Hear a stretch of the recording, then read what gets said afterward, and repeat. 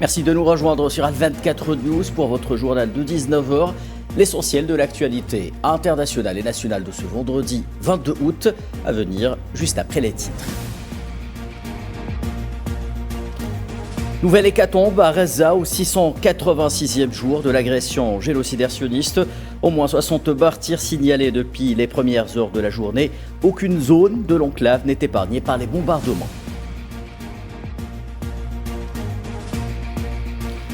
L'état de famine officiellement déclaré à Gaza par les Nations Unies, elle doit être stoppée à tout prix, fustigent plusieurs organisations onusiennes qui pointent du doigt la responsabilité directe de l'entité sioniste.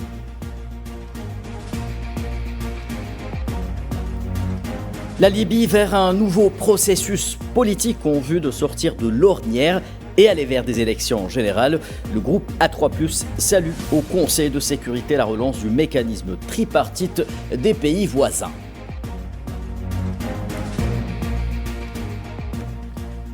Une rentrée sociale à haut risque en France. Les partis de gauche prennent fait et cause pour la mobilisation citoyenne du 10 septembre. Objectif, faire tomber le gouvernement Bayrou et son budget.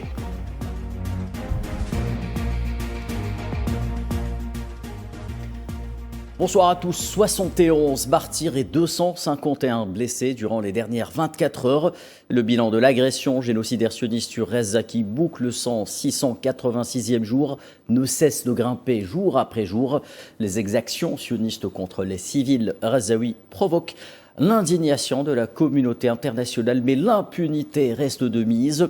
Le bilan de l'agression génocidaire menée par l'occupation sioniste depuis le 7 octobre 2023 s'est alourdi à 62 263 martyrs et 157 365 blessés, dont une majorité de femmes et d'enfants.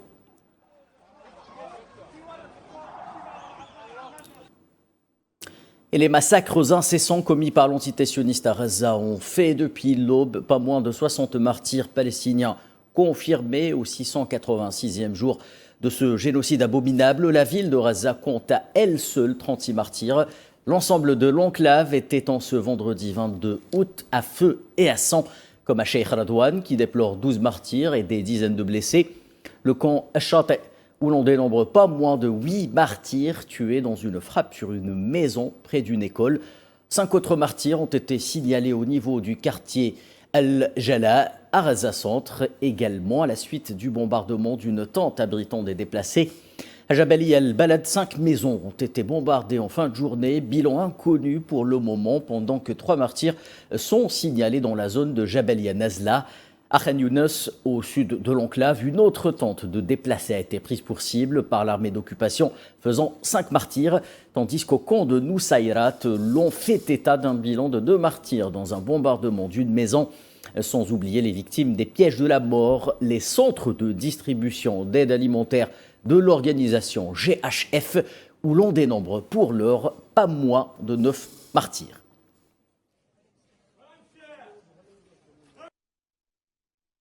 Et nous sommes en ce 22 août devant une première au Moyen-Orient. L'ONU a officiellement déclaré la famine à Gaza après que ses experts ont averti que pas moins de 500 000 personnes se trouvaient dans un état catastrophique. Le cadre intégré de classification de la sécurité alimentaire confirme non seulement dans son rapport qu'une famine est en cours dans le gouvernorat de la ville de Gaza, mais qu'elle devrait s'étendre à ceux de Deir al-Balah et Khan Younes d'ici la fin septembre. La famine officiellement déclarée à Gaza par l'ONU marque une tragédie humanitaire inédite au Moyen-Orient. Les décès liés à la malnutrition augmentent de façon alarmante, conséquence directe des agressions sionistes, sous le regard silencieux de la communauté internationale. La famine déclarée aujourd'hui dans le gouvernorat de Gaza par la CPI est la conséquence directe des mesures prises par le gouvernement israélien. Ce dernier a illégalement restreint l'entrée et la distribution de l'aide humanitaire et d'autres biens nécessaires à la survie de la population civile dans la bande de Gaza. Rien qu'au cours des 20 premiers jours d'août, 133 personnes, dont 25 enfants, sont mortes de faim à Gaza. Selon des données vérifiées par l'OMS, ces chiffres illustrent l'ampleur du drame humanitaire causé par le blocus et la guerre. Utiliser la famine comme méthode de guerre constitue un crime de guerre. Et les décès qui en résultent peuvent également constituer un crime de guerre d'homicide volontaire. Les autorités israéliennes doivent prendre des mesures immédiates pour mettre fin à la famine dans le gouvernorat de Gaza et empêcher de nouvelles pertes humaines dans la bande de Gaza. Près de 2 millions de Palestiniens survivent aujourd'hui dans des conditions que les experts onusiens décrivent comme absolument catastrophiques. Entre mi-août et fin septembre 2025, la situation devrait encore se dégrader avec des prévisions de famine dans la région où je me trouve actuellement à Deir el-Balah et Khan Younes. La malnutrition aiguë devrait continuer à s'aggraver rapidement. Rien qu'en juillet, le groupe sectoriel nutrition a signalé que plus de 12 000 enfants souffraient de malnutrition aiguë. La famine à Gaza est utilisée comme une arme de guerre délibérée en violation flagrante du droit international humanitaire. Priver la population de nourriture, d'eau et de soins constitue un crime pour lequel les responsables devront un jour répondre. Le Haut Commissariat des Nations Unies aux droits de l'homme a déclaré vendredi que l'émergence de la famine dans le nord de Gaza était le résultat direct des actions menées par le gouvernement de l'entité sioniste et a déclaré que les décès dus à la famine pourraient constituer des crimes de guerre.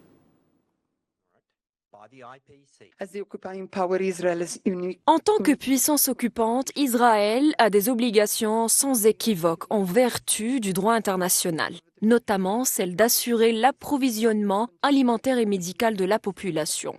Nous ne pouvons pas permettre que cette situation perdure en toute impunité, a déclaré le secrétaire général de l'ONU, Antonio Guterres. Le chef de l'aide humanitaire des Nations Unies, Tom Fletcher, a déclaré vendredi que la famine qui a frappé une partie de Gaza était évitable, accusant l'entité sioniste d'obstruction systématique à l'aide humanitaire.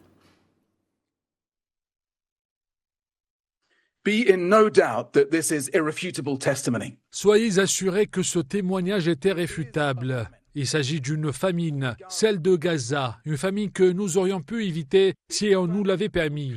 Pourtant, la nourriture s'accumule aux frontières à cause des obstructions systématiques d'Israël. C'est une famine à quelques centaines de mètres de la nourriture, dans une terre fertile. C'est une famine qui frappe d'abord les plus vulnérables, chacun avec un nom, chacun avec une histoire qui prive les gens de dignité avant de les priver de vie. C'est une famine en 2025, une famine du 21e siècle, surveillée par des drones et la technologie militaire la plus avancée de l'histoire. C'est une famine ouvertement promue par certains dirigeants israéliens comme une arme de guerre. C'est une famine sous notre surveillance à tous. La famine de Gaza et la famine mondiale. C'est une famine qui nous demande « Mais qu'avez-vous fait ?» Une famine qui nous entre à tous.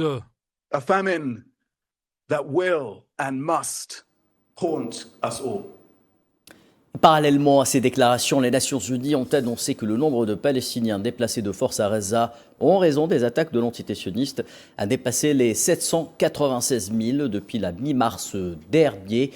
Un total de 996 000, en effet, Palestiniens ont été déplacés de force de la bande de Gaza depuis la mi-mars dernière, assurait la porte-parole adjointe du secrétaire général de l'ONU, Daniela Gross, qui précise qu'environ 17 000 nouveaux déplacements ont été enregistrés la semaine passée, soit du 12 au 18 août.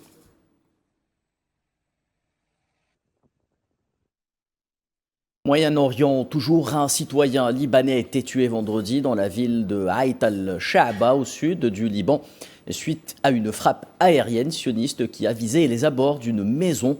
Le ministre libanais de la Santé a annoncé dans un communiqué qu'une frappe de drone sur la ville d'Haït al-Sha'ba dans le district de Bint Jbeil a causé la mort d'un martyr. Plus tôt, l'agence nationale de presse libanaise avait rapporté que la frappe aérienne sioniste avait visé les abords d'une maison du quartier d'Abou Laban dans la ville de Haït al-Sha'ba toujours.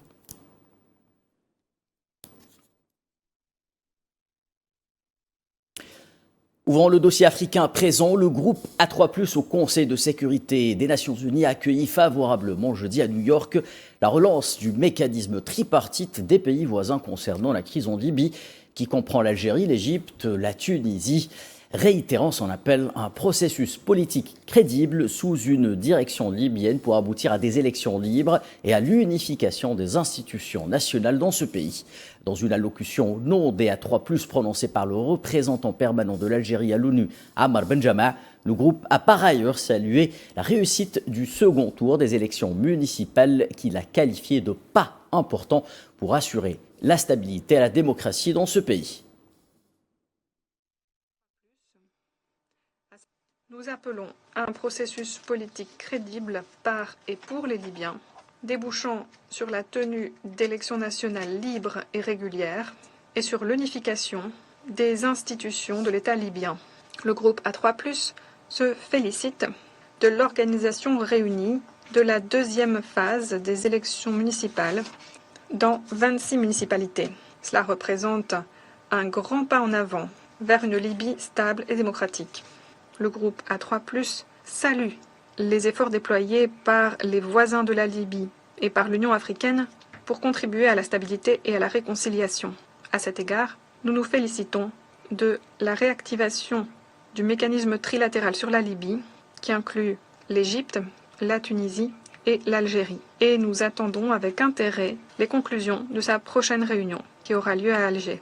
De nouveau, nous lançons un appel en direction de toutes les parties pour qu'elles signent et appliquent le plus rapidement possible la charte de réconciliation libyenne adoptée à Addis Abeba le 14 février 2025. Cette charte pourrait ouvrir la voie à une Libye unie et souveraine.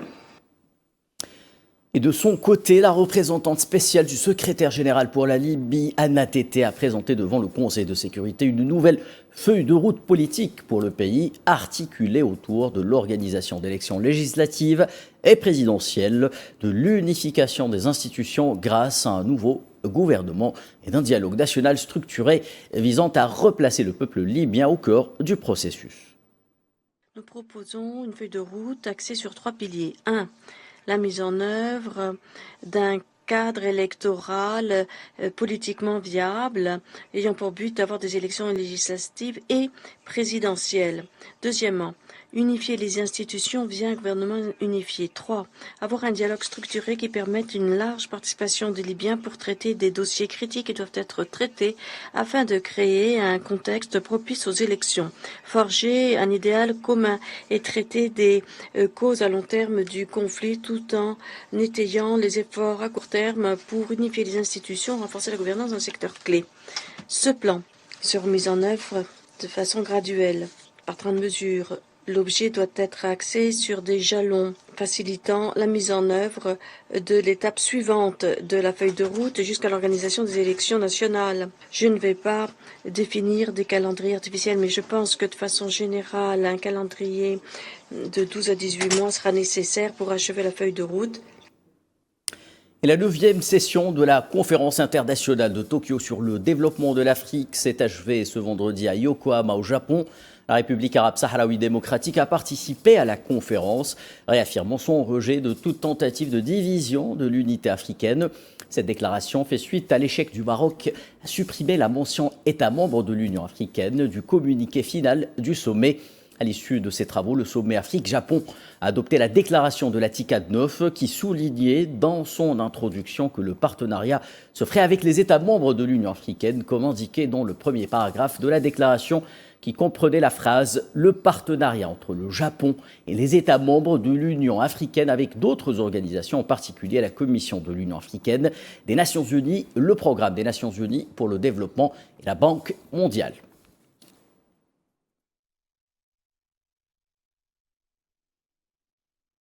Et représentant le président Abdelmadjid Tebboune aux travaux de la 9e conférence internationale de Tokyo sur le développement de l'Afrique, le ministre de l'économie, de la connaissance et des start-up algériens Nordin Wadah a souligné lors de la session consacrée aux questions économiques le statut du sommet comme cadre stratégique de dialogue et mécanisme efficace de soutien à la coopération fondée sur la solidarité, le respect et le bénéfice mutuel. Wadah a par ailleurs rappelé que l'Algérie œuvre à consolider les partenariats stratégiques avec le Japon et d'autres partenaires en Asie, notamment dans les domaines de la technologie, de la fabrication des énergies renouvelables, du transfert d'expertise en matière d'innovation et de gestion moderne, conformément aux priorités de développement du continent africain.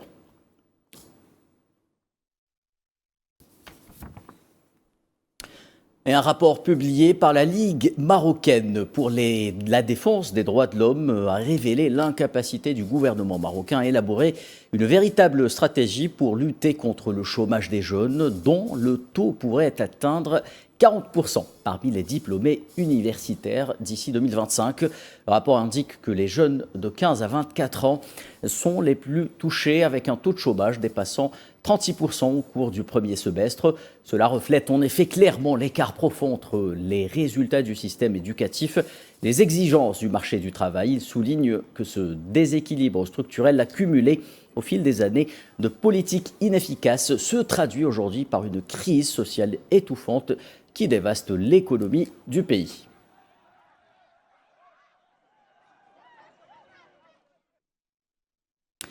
Direction le Soudan, au moins 89 civils ont été tués en 10 jours au Darfour Nord, dans l'ouest du pays, lors d'attaques des forces de soutien rapide, selon le Haut Commissariat de l'ONU aux droits de l'homme.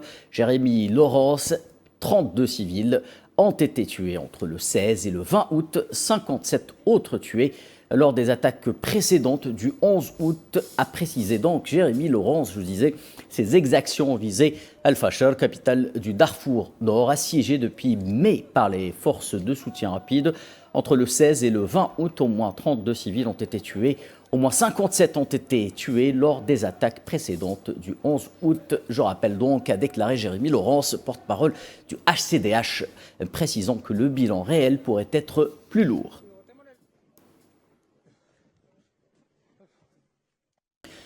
Soudan, toujours, l'épidémie du choléra au Soudan a fait près de 1100 morts depuis janvier, mettant à rude épreuve des systèmes de santé déjà fragiles dans ce pays, en proie à un conflit dévastateur depuis avril 2023. C'est ce qu'a indiqué vendredi l'Organisation mondiale de la santé, qui précise que la maladie s'est désormais propagée à 28 localités dans les 5 États du Darfour.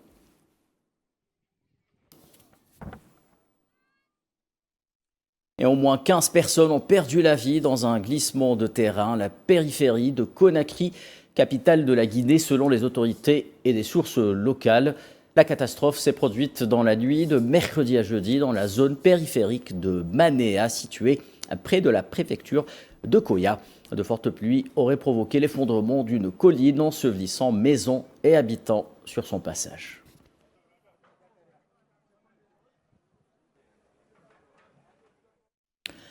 Conflit en Ukraine à présent, les livraisons de pétrole russe à la Hongrie et à la Slovaquie pourraient être suspendues pendant au moins 5 jours suite à la dernière frappe ukrainienne sur une installation en Russie. C'est en effet ce qu'ont affirmé aujourd'hui les gouvernements hongrois et slovaques. La frappe ukrainienne de jeudi soir sur l'oléoduc de Druzhba marque la deuxième fois cette semaine que les livraisons de pétrole russe à la Hongrie et à la Slovaquie sont coupées après une interruption lundi et mardi.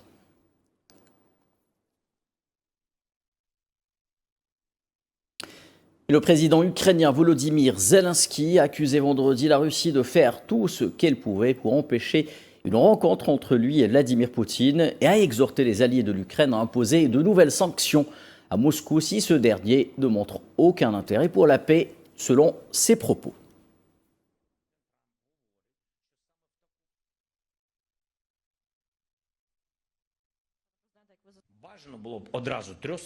J'aimerais avoir un format trilatéral avec Trump et Poutine immédiatement, mais si le président Trump dit que le format dans lequel nous pouvons continuer à discuter est une voie bilatérale, Zelensky-Poutine, alors nous sommes prêts à soutenir cela. Et nous pourrons alors avoir une voie trilatérale, discutant de la date et du lieu. C'est tout ce que j'ai pour l'instant. Et pendant que les tractations autour d'une rencontre réunissant Poutine et Zelensky se poursuivent, l'avenir du président ukrainien pourrait se jouer face à celui de Valery Zaloujny, ancien commandant en chef des forces armées ukrainiennes et actuel ambassadeur de l'Ukraine à Londres, et dont le nom résonne de plus en plus en prévision de la prochaine présidentielle. Londres et Washington préparent-ils déjà l'après-Zelensky ? La question n'est plus taboue, elle se pose désormais, y compris dans la sphère politique ukrainienne. Survivra-t-il à la guerre ? Rien ne garantit la longévité politique de Zelensky. Qui pour le remplacer ? Un nom sort déjà du lot.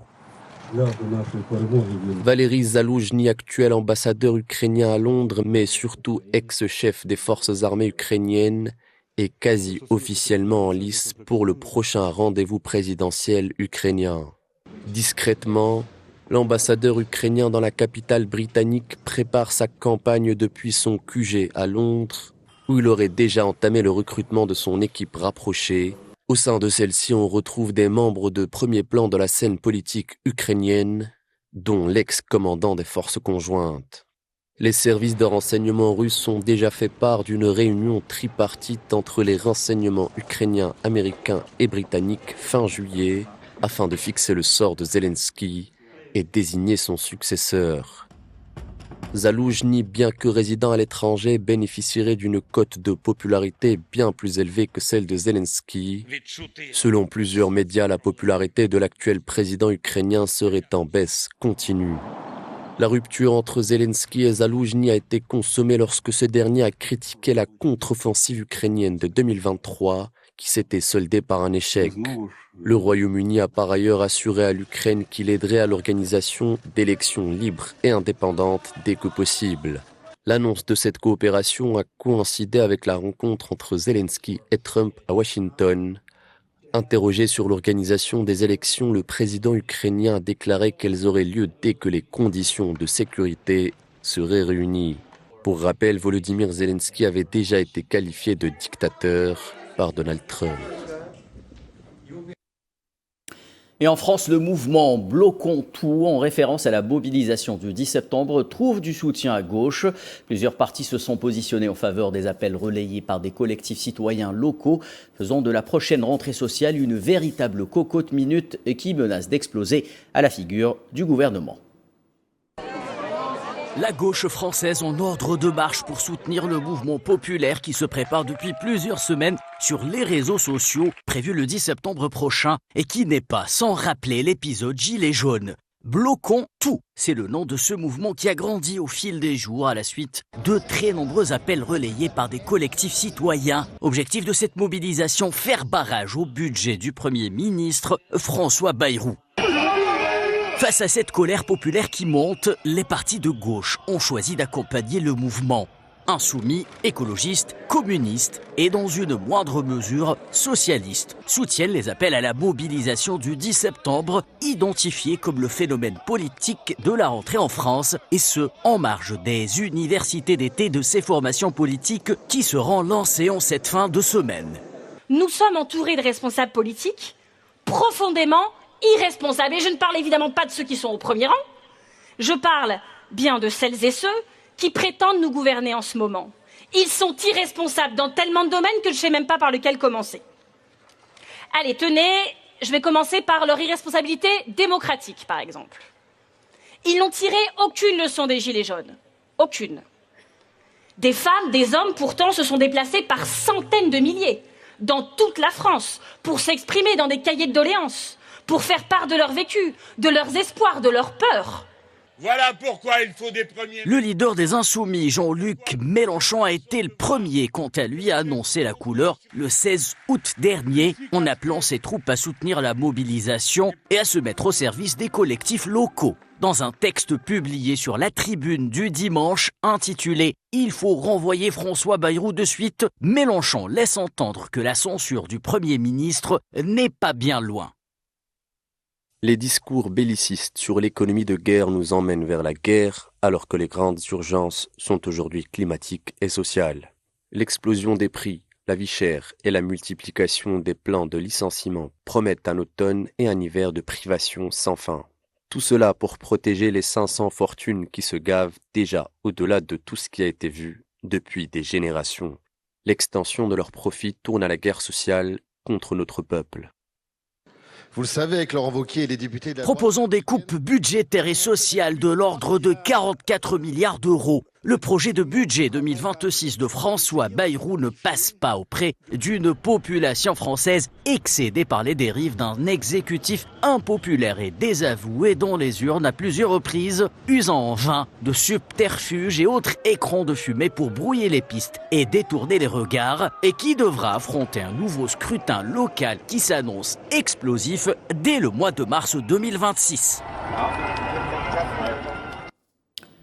Et à la fin de ce journal, la suite de l'actualité sur Al24 News avec l'échiquier international présenté par Tininen Makassi.